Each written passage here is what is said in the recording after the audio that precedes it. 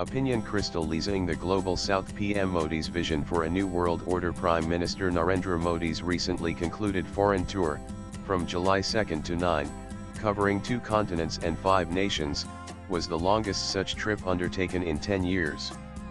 The pace was unchanged. It was relentless and focused on realizing India's strategic and national interest goals. Apart from the many gains it made for India and for her global partnerships at many levels, this trip was crucial and symbolic on an important count. It served to reiterate and crystallize the philosophy and vision of the Global South, consistently articulated by PM Modi over the last 5 years. Pursuing India's strategic and foreign policy goals and articulating a vision for a new global discourse and paradigm went hand in hand during PM Modi's interactions and addresses on this long tour. The hard interests and dealings were not neglected.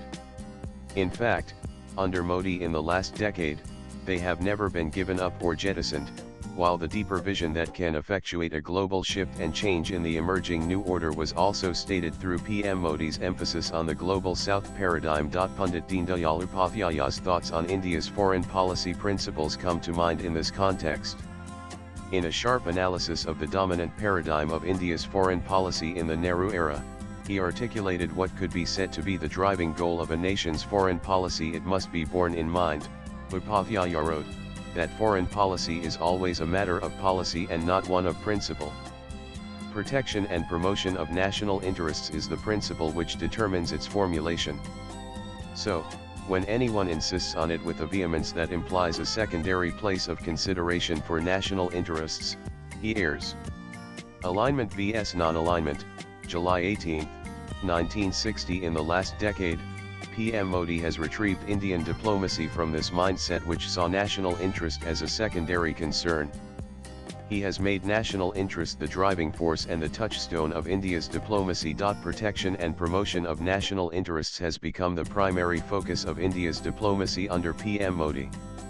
It is, as we argued in our assessment of PM Modi's foreign policy in 2016, just 2 years after he assumed office, the foundational pillar of the Modi doctrine. It signified a definite paradigm shift from Panchsheel to Panchamrit.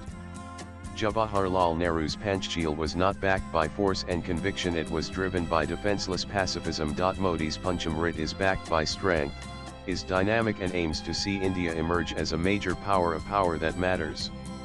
It is the foundation of PM Modi's diplomacy. PM Modi's Panchamrit foreign policy, as we had argued, stands on 5 pillars: Samman, dignity and honor; Samvad, greater engagement and dialogue; Samriddhi, shared prosperity; Suraksha, regional and global security; Sanskriti Avam Savyata, cultural and civilizational linkages. It is a crystallized foreign policy doctrine and has had an effect and visibility on the ground. Let us look at some of these dimensions. Operation Sindoor reiterated PM Modi's commitment to the Suraksha dimension. Surgical strikes in response to the Uri terror attack in September 2016, Pulwama in 2019, and Pahalgam in 2025 have seen a quantum leap in technique and resolve. The ability and willingness to strike as distinct from the strike itself had left the world watching. No country disputed India's right to strike to safeguard her security imperatives. It displayed the effectiveness of the Suraksha dimension and the commitment to it in the Modi doctrine-driven foreign policy. The Suraksha dimension has been clearly visible in India's response to Chinese adventurism in Doklam and Galwan. India dug in her heels and held her ground.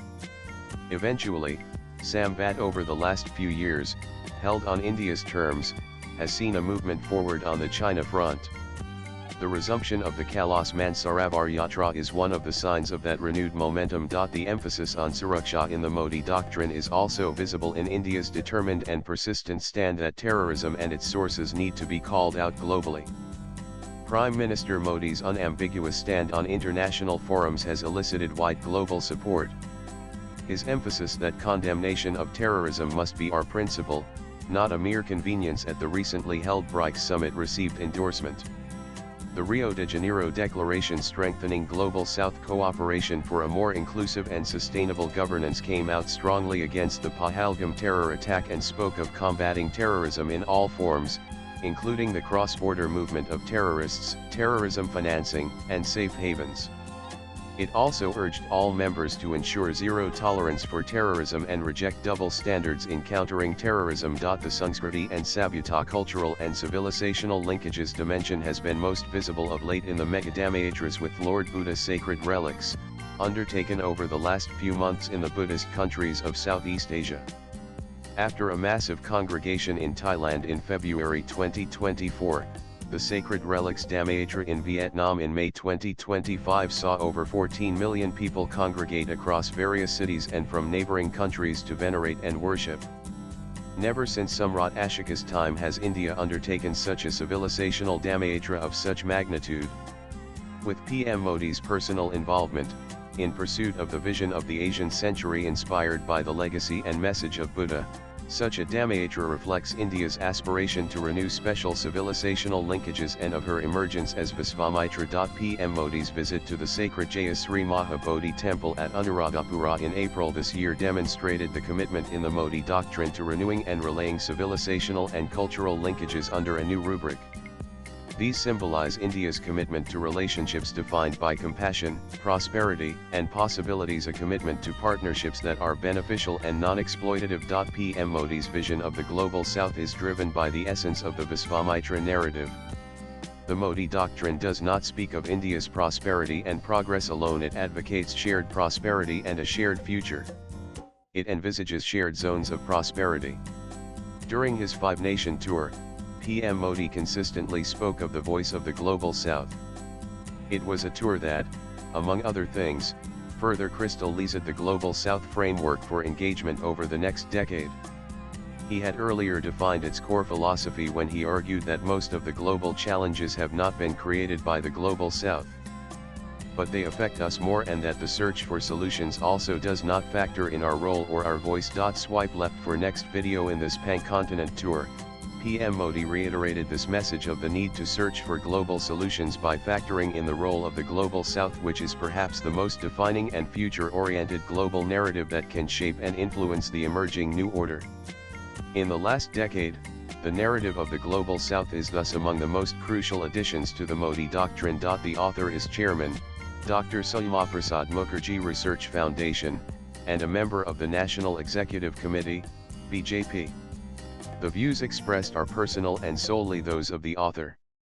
They do not necessarily reflect News 18's views. Latest blogs.